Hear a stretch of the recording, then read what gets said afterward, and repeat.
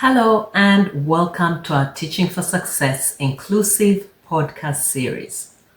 I'm your host, Rosa Kemerembe. Picture this.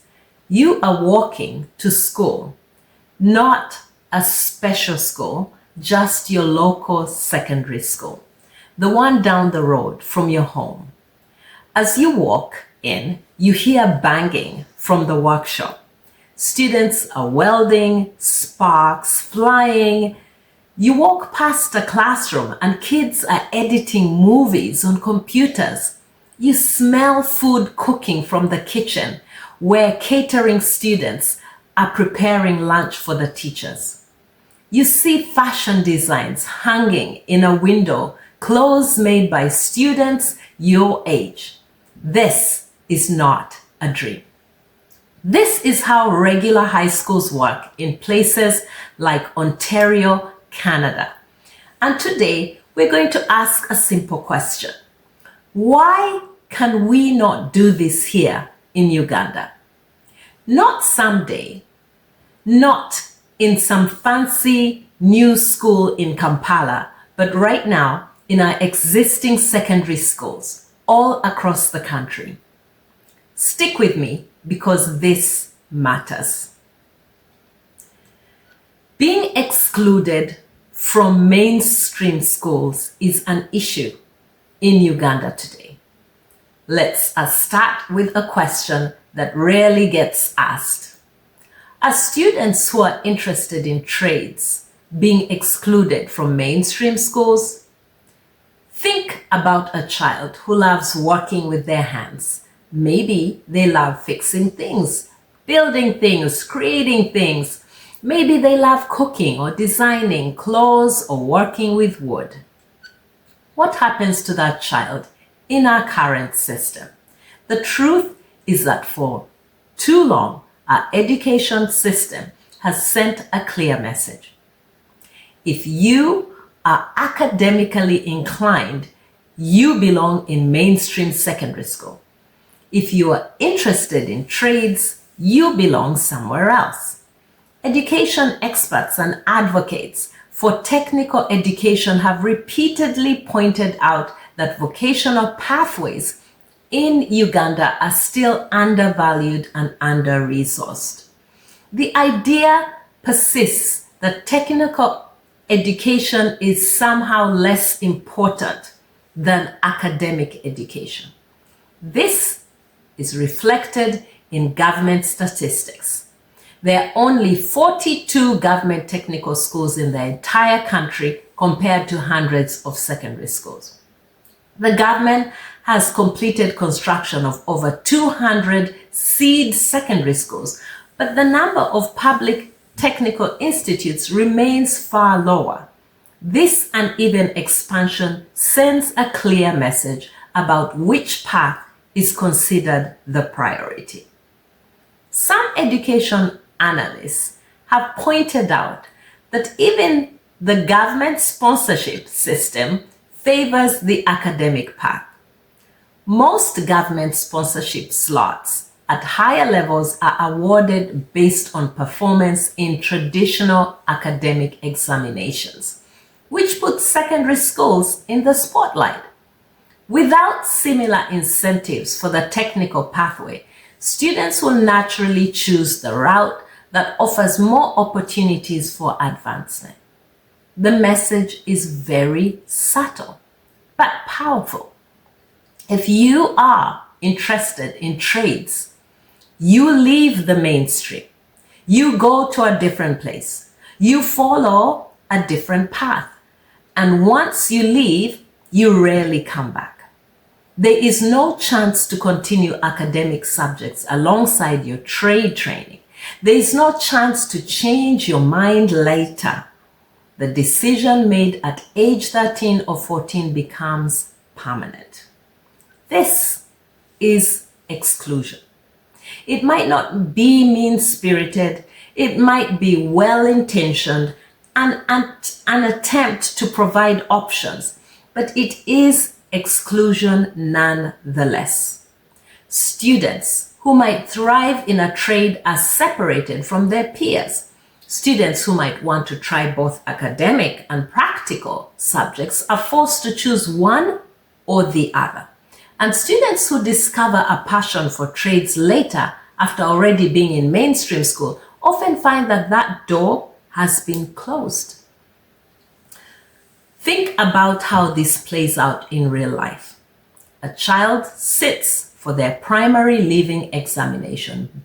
Based on that score and based on their family's resources, they either go to a mainstream secondary school or they're directed toward a technical institute. At 13 years old, a decision is made that shapes their entire future.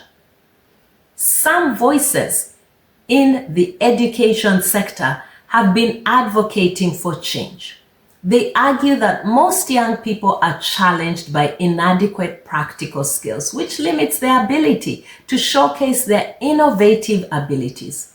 They call for the integration of vocational skills training into secondary education, arguing that this is the only way to produce well-rounded citizens who can contribute to the economic development of Uganda. Why does this matter? Because 13-year-olds do not always know what they want. A child who struggles with book learning might discover in senior 2 that they love working with wood. A child who excels in science might discover in senior 3 that they also love cooking and want to exploit that as a career. A child who has never touched a welding torch might pick up one in senior 4 and realize they have found their calling. When we separate trades into different institutions, we rob students of these discoveries. We force them to choose before they have experienced enough to know what they want. And we create a system where the academic path and the trade path are seen as mutually exclusive, when in reality, they can and should coexist. There are positive developments happening. The Directorate of Industrial Training has designed assessment frameworks for 42 different occupations under the new lower secondary curriculum, including electricians, tailors, cooks, and poultry farmers. This means the framework does exist. The qualifications exist. What is missing is integration. The commitment to offering these courses in mainstream schools where all students can access them. The government has also passed new legislation to streamline technical education. The Technical and Vocational Education and Training Act creates a more structured pathway with institutions ranging from skills development centers all the way up to a national technical university.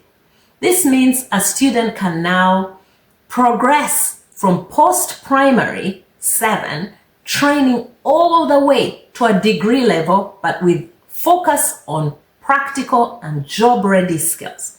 The legal framework is there. The question is implementation.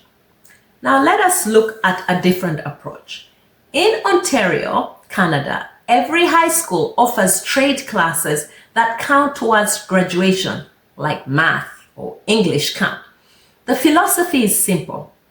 Students should be exposed to many different options before they have to choose. A student starting high school can take a class called Exploring Technologies for one school term. They spend time in an automotive shop learning to fix cars. Next term, they try welding in the manufacturing workshop. Then they move to the construction area and build something with wood. Then they try cooking in the kitchen. By the end of the year, they've touched 5 different trades and discovered what they actually enjoy. By the time they are in their 3rd year, if a student loves working with their hands, they can focus. They can take advanced classes in their chosen trade.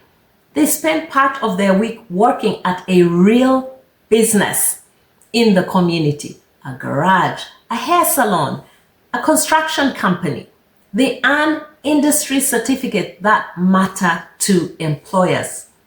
And here is the beautiful part. They still graduate with the exact same diploma as the student who focused on physics and literature. Think about a student who loves hair. In an Ontario high school, they take hairstyling classes where they learn on mannequins, study the science of hair treatments, practice cutting techniques, and then go do work at a placement in a hair salon.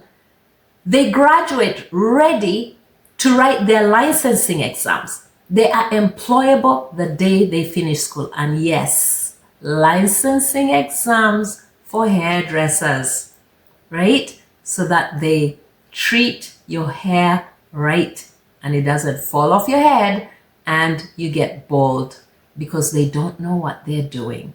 It doesn't mean that if you're a hairdresser, you should not have a license or skills or a body that oversees the work of people who are hairdressers. It happens in so many professions. Why not in hairdressing?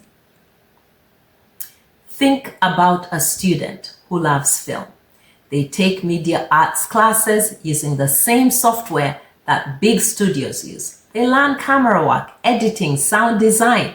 They produce actual films. Some of them go straight into industry, even producing videos for musicians. Think about a student who loves food. They take hospitality classes in a real kitchen. They learn to cook, they learn to present food, and to manage a kitchen. They run the school cafeteria sometimes. They graduate with skills that restaurants are desperate for. Whereas in Uganda, we think people who are chefs or in the kitchen cooking have no academic skills, but that's not supposed to be the case. But here's what matters most. In this system, students do not have to choose between trades and academics. They can do both. A student who loves welding can also take physics. A student who loves cooking can also take literature. A student who loves fashion design can also take entrepreneurship. They can build a hybrid education that combines practical skills with academic knowledge. And if they change their mind later, if they decide they want to pursue university after all, they have not closed any doors at all because they have the qualifications. Their diploma is still the same as everyone else's. This idea of hybrid education, of letting students experience both trades and academics before they choose, is crucial, because the reality is that many careers today require both kinds of knowledge. Think about someone who wants to start a construction company. They need to know how to build, yes, but they also need to know how to run a business. They need to know their math for estimating costs. They need entrepreneurship for managing finances. They need communication skills for dealing with clients. If they were pushed into a separate trade school at 13, they might miss out on these academic foundations. Think about someone who wants to be a chef. They need to know how to cook, but they also need to know nutrition, science, business management, and menu planning. A chef who understands the science of food is a better chef. A chef who can run a business is a chef who can succeed. Think about someone who wants to design and build furniture. They need woodworking skills, but they also need design principles, art, history, and understanding materials of science. The best furniture makers are artists and engineers combined. When we separate trades from academics, we create workers who can do but cannot think, or thinkers who cannot do. What we need are people who can do both. People who have practical skills and theoretical knowledge. People who can build and design, manage, and create. International organizations working in Uganda have emphasized this point. The United Nations Children's Fund through its learning and skills program, focuses on equipping adolescents and youth with market-relevant skills through vocational pathways, while also ensuring strong foundational learning. The program recognizes that young people need both academic foundations and practical skills to successfully transition from education to employment. The new lower secondary curriculum in Uganda actually moves in this direction. It includes subjects like technology and design, agriculture, nutrition and food technology, and entrepreneurship right alongside the traditional academic subjects. The curriculum allows interested learners to be assessed and acquire competency certification at level 1 on the Uganda Vocational Qualification Framework. The structure is there. What is missing is the full implementation, the commitment to make these courses available in every school with proper equipment and trained teachers. There are challenges, of course. Education officials have noted that many teachers require extensive retooling to effectively deliver the competence-based curriculum. There are shortages of textbooks, laboratories, workshops, and digital tools, especially in rural schools. These resource gaps threaten to undermine implementation of practical and skills-based learning, and they risk widening inequalities between well-resourced and under-resourced schools. So imagine what this would mean for Uganda. Imagine a secondary school where every student, regardless of their academic ability, gets to try their hand at multiple trades before they choose a path. Imagine a student who struggles with book learning, discovering in Senior 1 that they are brilliant with their hands, that they have a gift for fixing engines or building furniture. That discovery could change their life. It could keep them in school when they might have otherwise dropped out. It could give them a sense of purpose and of direction. Imagine a student who excels in science also discovering a love for cooking and deciding to pursue a career in food science and technology. That student might become an innovator who develops new food products for the Ugandan market. Imagine a student who loves art, also learning digital design and film production and becoming a creator who tells Ugandan stories to the whole world other than other people telling our story. The National Examinations Board has already embraced this direction. This year's project theme for Senior 3 students is about embracing creativity and practical skills for sustainable development of society. The board has stated that competence-based curriculum aims to equip learners with 21st century skills, including critical thinking, communication, collaboration, practical application of knowledge, and information technology skills. The vision is therefore there. Imagine the economic impact. Uganda has one of the youngest populations in the world, with millions of young people needing meaningful pathways into labor markets. When a young person leaves school with a trade certificate, they do not wait for a job, they create a job. A trained electrician can start wiring homes in their village. A trained tailor can open a shop with one sewing machine. A trained cook can start catering events. These are not just jobs, they're businesses. These are livelihoods. These are young people becoming independent, becoming employers, becoming contributors to the economy instead of dependents. And when these young people also have academic foundations, when they understand business and math and communication, they're not just workers, they're entrepreneurs, they're innovators. They are the ones who will build Uganda's future.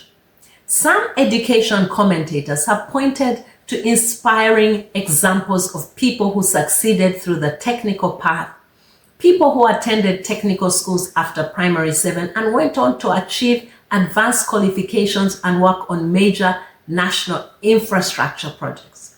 Their stories challenge the stigma of vocational schools and show what is possible. So here is the simple argument. Stop making children choose at 13 after P7. Stop sending students who are interested in trades away to separate institutions. Stop treating technical education as a second-class option, because it isn't. It isn't. Stop treating it as a second-class option for those who failed the academic path. Instead, bring the trades into every secondary school. Let every student try welding and cooking and design and film alongside their math and science and literature.